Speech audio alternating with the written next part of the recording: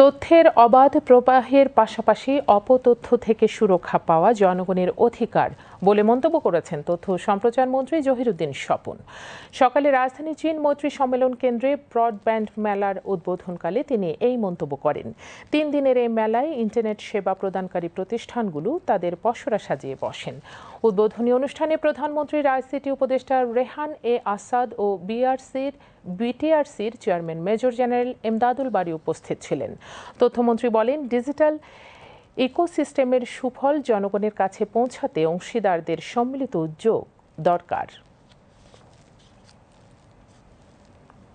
একসময় কিন্তু শুধুমাত্র ছিল তথ্য প্রবাহের চ্যালেঞ্জটাই ছিল প্রবলেম, যে কারণে আমাদের দেশে প্রেস ফ্রিডমটাই কিন্তু সবচেয়ে পপুলার একটা ইস্যু ছিল এবং এটা ছিল সবচেয়ে বড় সমস্যা। রাষ্ট্র এবং বিভিন্ন মহল তথ্য প্রবাহে বাধা দেয়, সাধারণ মানুষ তথ্য পায় না। এখন কিন্তু সমস্যা হচ্ছে তথ্যের ফ্লো।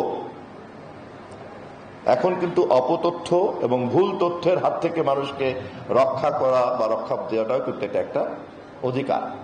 অতএব এখন যখন মানুষ তথ্যের অধিকারের কথা বলে, সে কিন্তু অপতথ্যের হাত থেকে সুরক্ষার অধিকারটাও কিন্তু চায়।